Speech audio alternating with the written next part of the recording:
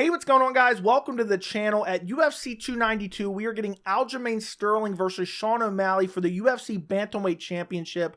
And I believe that Dana White and the UFC are hoping and praying that Sean O'Malley defeats Aljamain Sterling to become the new Bantamweight champion, so much so that they are putting their finger on the scale and intentionally attempting to sabotage Aljamain Sterling going into this fight. And this is not something that's new. This is something that was talked about in the aftermath of UFC 288, Aljamain Sterling versus Henry Cejudo. But I feel like it's fight week and not a lot of people are discussing it. And I want to go through Aljamain Sterling's resume, in particular his championship resume, because I really feel like it puts context in this entire story, how Aljamain Sterling is one of the most disrespected UFC champions of all time. But then also, I want to go through Sean O'Malley's resume as well, because I feel like Sean O'Malley is one of the most unique title challengers in UFC history. And then I also want to discuss how I believe if Sean O'Malley is to become the new Bantamweight champion at UFC 292, I believe the Bantamweight division will be an absolute disaster for the rest of 2023 and really the rest of Sean O'Malley's potential Bantamweight reign. So let's start off with Aljamain Sterling's resume. He fought Corey Sandhagen to essentially become the #1 contender, went out there against Corey Sandhagen, ragdolled him to the ground, got a rear naked choke early in the first round, and he gets a title shot at UFC 259 against Petr Yan back in March of 2021. This fight started super competitive. Aljamain Sterling was super aggressive. The fight starts to go Petr Yan's way, and it looks like Petr Yan is pretty much on the road to potentially TKOing Aljamain Sterling in the later rounds. Petr Yan makes a horrible mistake and illegally knees Aljamain Sterling. Now, Aljamain Sterling gets time to recover, and Mark Smith, I really believe, caused a catastrophe in the Bantamweight division, because Mark Smith, the loudest whisperer I've ever heard, is whispering to the doctor saying, if Aljamain Sterling can't continue, this is going to be a DQ. Aljamain Sterling clearly heard that. He flops backwards. He can't continue. And then he is awarded the championship via DQ, something that we have never seen before. So then they booked the rematch for UFC 267. Aljamain Sterling has to pull out. I believe it was his neck injury, had to have surgery. Petr Yan fights Corey Sandhagen for the interim Bantamweight title. He wins the belt, effectively setting up the rematch. So at UFC 273, you get Aljamain Sterling versus Petr Yan 2, now for the Bantamweight title, but most people figure, basically consider Petr Yan the champion going in because of how the last fight ended. And what you have in that fight, and that's back in April of 2022, what you have in that fight is a very competitive fight in the first round. Then you have the second and third round were clearly for Aljamain Sterling. Fourth and fifth round were clearly for Petr Yan. So basically, the first round is really the only round that actually matters, and it's basically a coin flip. It could have went either way. I scored it for Petr Yan. A lot of people scored it for Aljamain Sterling. Aljamain Sterling gets the split decision. A lot of people felt that Petr Yan was robbed in that fight. Then in his next title defense, he fights TJ Dillashaw at UFC 280, 2022, October of 2022, goes out there and dominates TJ Dillashaw, a former Bantamweight champion, just dominates him from start to finish. But TJ Dillashaw came in with a shoulder injury. It was clear in the fight. It was so apparent in the fight. And Aljo dominated him, but people didn't really consider it a legit win. Oh, TJ was injured. Then in his next fight at UFC 288, which was April of this year, he goes out there, he beats Henry Cejudo via split decision. But some people scored it for Henry Cejudo. I personally thought it was a razor close fight. I thought it could have went either way. I scored it for Aljamain Sterling. The problem was with one of the judges' scorecards, and I think it was the fifth round. One of the judges that gave it to Aljamain Sterling gave him it on the fifth round, which was clearly Henry Cejudo's. I might be mistaken on the round number, but one of the judges' scorecards basically, had he scored it correctly and got one of the very clear-cut rounds correct, the decision would have went to Henry Cejudo. So now you have basically an entire Bantamweight title run muddied by controversy. I mean, there's not a clear-cut win for Aljamain Sterling on his entire Bantamweight resume, because you have the DQ win, you have the split decision over Petr Yan, you have the domination of an injured TJ Dillashaw, and now you have a split decision win over Henry Cejudo. And I feel like because of all these factors, it has led people to kind of discredit Aljamain Sterling's skill level. And even I have kind of discredited him a bit and said, I'm not a real big believer in him. And I picked against him against Henry Cejudo. I picked against him against Petr Yan and TJ Dillashaw. And I feel like he's one of the most disrespected UFC champions of all time. And I think he's one of the most disliked UFC champions of all time. And I think the one major factor here is the DQ win. I think a lot of people still hold that DQ win against Petr Yan at UFC 259 against him, even though he's gone out there and won many fights since. So I think if Aljamain Sterling defeats Sean O'Malley at UFC 292, I think he's already in the discussion before that, but I think Aljamain Sterling potentially is the GOAT of the bantamweight division. You can have some discussion. Basically, it's down to Sterling or Cruz. It's basically down to that. But I believe if Aljamain Sterling defeats Sean O'Malley, I believe that people will say, oh, well, Sean O'Malley really wasn't proven. He wasn't that good. He didn't have the greatest wins. They will discredit that win for Aljamain Sterling as well. But I believe no matter what, Aljamain Sterling has cemented himself as one of the greatest bantamweights of all time. Now let's take a look at Sean O'Malley's resume, because Sean O'Malley's resume is so intriguing to me as a title challenger. So his last fight was at UFC 280 against Petr Yan. Petr Yan, the number one contender, I believe he was number one ranked at the time, former champion. Most people thought, oh, Sean O'Malley's going to get destroyed. And he went out there and he had a competitive fight and he wins via split decision. I've watched this fight many of times. I can't come up with any other scorecard than 30-27 for Petr Yan. Live when I watched it, I thought bare minimum it was 2-1 for Petr Yan. This is one of the worst robberies in UFC history, in my opinion. You don't win an entire round based on one knee. I think that the first round was closer than the third round. I thought the third round was clear as day Petr Yan. And so he gets this robbery win against the number one contender, and he's getting a title shot now. We're going to get back to that in a second. But I want to go over the rest of his resume, because the fight before that, he fought Pedro Munoz, and it ended up being a no contest. Sean O'Malley lost the first round, but it was competitive and close. Second round, Sean O'Malley eye pokes Pedro Munoz. Munoz can't continue, so the fight is called a no contest. You look at his fights before that, Raulian Paiva, Chris Monteiro, Thomas Almeida. Then before that, Marlon Vera. Now, Marlon Vera beat him, TKO'd him in the first round, brutally chopped his legs, shucked him to the ground, flash KO'd him with brutal ground and pound elbows, and then he was stretchered out of the cage with no serious injury. I'm not going to go through every other name on his resume, but if you go through Sean O'Malley's entire UFC resume, the only fighter that he has a win against who is still on the UFC roster is Petr Yan. That is the only win he has against a current fighter on the UFC roster. And in my opinion, and also in a lot of people's opinion, it was a brutal robbery win to get him a title shot, which I think is super unique, because Sean O'Malley has been in the UFC since 2017. He came off of Dana White's Contender Series.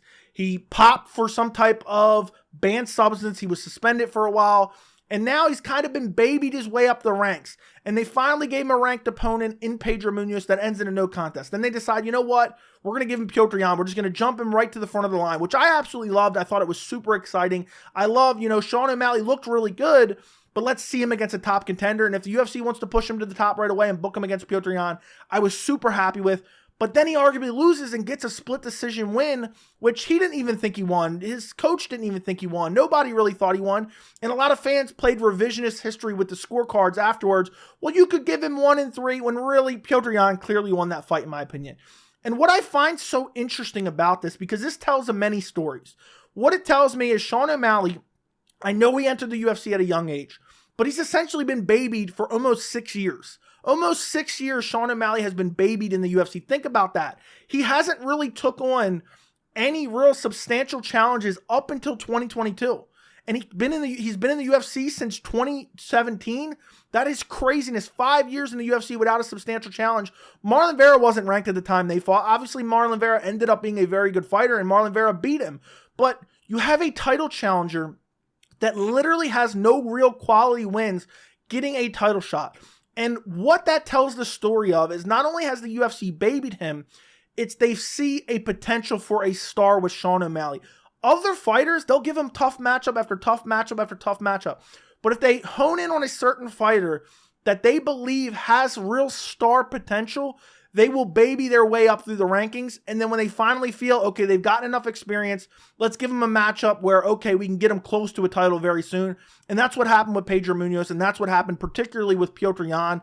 Now, I know some people suggest that maybe the scorecards for Sean O'Malley against Petr Yan were rigged and the UFC paid it off. I don't believe that to be the case at all. The UFC would not rig their business at all, because if it was found out that the UFC rigged scorecards or paid off scorecards, it would basically end the UFC's business as they know it. People would go to jail and basically they would lose all credibility. I don't believe that's even possible for the UFC at a high level to potentially fix a fight. At a super low level, maybe, but I really find that hard to believe. I just believe it's incompetent judging at UFC 280. Well, the UFC 280 fight sets up a title fight against Aljamain Sterling, who coincidentally fought on the same card. So you would think, okay, Sean O'Malley's the new #1 contender. Aljamain Sterling defended his belt on the same card. Oh, well, let's book these guys up against each other next, because we want Sean O'Malley to be a star. We've babied him up until this point. He's got a good win. Let's book him in the next title fight. Well, no. Sean O'Malley doesn't want that next title fight. He wants to sit out for a while. He wants to train and prepare for a grappler of Aljamain Sterling's caliber. So what the UFC does is they book Aljamain Sterling versus Henry Cejudo at UFC 288 in May of this year. Aljamain Sterling wins that fight. Immediately afterwards, they trot Sean O'Malley into the cage. And they say, oh, these are the next guys fighting for the bantamweight title. And then afterwards, Dana says, oh yeah, we're booking them for UFC 292. And we even heard Henry Cejudo, this was planned in advance. Henry Cejudo even discussed this in his corner during the fight, discussing August 19th, UFC 292. They already planned this in advance to have the bantamweight title defended against Sean O'Malley at UFC 292 before UFC 288 even happened. And what I find particularly interesting about this is Aljamain Sterling is now expected to make essentially a 3-month turnaround. I know Sean O'Malley has said in the past it's 4 months. It's exactly 105 days from the date of UFC 288 to the date of UFC 292. Typically, fighters like 12-week camps. So essentially, Aljamain Sterling has to go from a 5-round fight immediately into camp for Sean O'Malley. And what I find so interesting about this, Sean O'Malley had the opportunity to take the fight at UFC 288. He did not want that fight. He did not want to take that fight, even though it was 6 months after UFC 280. He wanted to wait. He wanted to let Aljamain Sterling fight Henry Cejudo, and then he wanted to set up a super quick turnaround for UFC 292 for Aljamain Sterling, because Aljamain Sterling now has to cut weight back-to-back. Aljamain Sterling has to go from a 5-round fight against Henry Cejudo, a hard-fought 5-round fight, to now basically on 14 weeks' notice, jump back into camp, turn around, and fight Sean O'Malley. And it really just stacks the deck against Aljamain Sterling, especially having to make that weight cut. And the reason they are doing this is because they desperately want Sean O'Malley to win. And this whole thing was set up. This whole thing was premeditated. They're like, look, Sean O'Malley, you're going to have roughly 10 months. I believe they probably decided this literally last year in 2022. Sean O'Malley, look, we're going to try to get Sterling or Cejudo, whoever wins that next title fight, we're going to have them fight in August against you. So now O'Malley basically knows who he is fighting 6, 8, 10 months in advance, where Aljamain Sterling and Henry Cejudo, the winner of that fight, which happens to be Aljamain Sterling, have a 3.5-month turnaround to go from fighting a heavy wrestler, whoever was to win that fight, which now we know was Aljamain Sterling, to fight a dynamic striker in Sean O'Malley. And it just heavily tips the scales in favor of Sean O'Malley. And the reason they are doing this is they believe that Sean O'Malley is a massive draw. They believe he can become a massive draw. And it all really comes down to Dana White and his obsession with social media clicks. Because Sean O'Malley has a big following on Instagram. Sean O'Malley has a big following on Twitter. He has a bunch of 16-year-old boys who smoke weed who really like Sean O'Malley, and they're massive Sean O'Malley fans. And that blinds Dana White. It's the same with Power Slap. He's like, oh, we're #1 in sports. Have you seen our analytics in India? It's not really that meaningful. It does have some meaning, but it's not really that substantial. But the UFC and Dana White just really like to just hone in on that. They're like, oh, O'Malley's a star, O'Malley's a star, O'Malley's a star. We have to get a belt wrapped around his waist. And Aljamain Sterling, even after UFC 288, came out and said, look, I'm banged up from injuries. I just had a 5-round war against Henry Cejudo. I might need time. And you have Dana White come out and say, oh, Aljamain Sterling can't get out of his own way. Essentially just delegitimizing him and saying, oh, he's being a pain in my ass. And then Aljamain Sterling said some more, like, I don't know, I'm not necessarily fighting just yet. I'm not guaranteed to fight at UFC 292. And Dana comes out and says, well, if he can't fight, we're doing a vacant belt. You're doing a vacant belt when a champion doesn't turn around on 14 weeks' notice. That is absolute insanity. When sometimes you have title holders fight twice a year, You have title holders fight twice a year. O'Malley's saying, oh, what's the big deal, Aljamain? Why can't you turn around that quickly? It's 3-4 months. Well, why'd you sit out for 10 months? Why couldn't you fight him at UFC 288? It's all the master plan for the UFC in hopes that Sean O'Malley gets that advantage, gets that quick turnaround, Aljamain Sterling, and defeats him to become the bantamweight champion. And they bullied him into taking this fight. And Aljamain Sterling took the fight because what else was he going to do? Essentially, the UFC was just going to book a vacant belt anyway, or not a vacant belt, an interim belt anyway. So he was like, well, Sean O'Malley, he's a reasonably stylistic, good matchup. Let me take the fight. It's a big fight in the bantamweight division. I might move up soon anyway. Let me just take the fight on short notice, essentially. I'll beat him, and then I'll move up to the 145-pound featherweight division and maybe challenge Alexander Volkanovski. Now, in this fight, I truly believe if Sean O'Malley, let's say he beats Aljamain Sterling by controversial decision, let's say it's another fight that a lot of people think it's a robbery, I will bet my life on it. Aljamain Sterling's not getting a rematch. They'll say, oh, he's going up to 45. And I know Sterling has said, look, win or lose, I'm most likely going up to featherweight because Merab's waiting in the wings. And I think that's more of his friendship with Merab. He wants to give Merab, he's like, look, I had the title for a couple years now. I've defended it a couple times. Win or lose, I'm going to go up. Merab is the #1 contender regardless. He will avenge me if I were to lose this fight. And I think it's kind of biting. It's going to bite Aljamain Sterling in the butt if he does end up losing this fight via controversial decision, because they will not book a rematch. They will not give Aljamain Sterling a rematch. And what I think is particularly hilarious, because Aljamain Sterling doesn't realize this, I believe if Sean O'Malley does win this fight, you bet your ass the UFC and Dana White, they are not booking Sean O'Malley versus Merab Dvalishvili. Merab is the clear-cut #1 contender, but guess what? So is Bilal Muhammad. Guess what? So is Dricus du Plessis. None of those fights are happening. So I truly believe if Sean O'Malley wins this fight, he might call out Marlon Vera. If Marlon Vera beats Pedro Munoz, he might call out Dominic Cruz.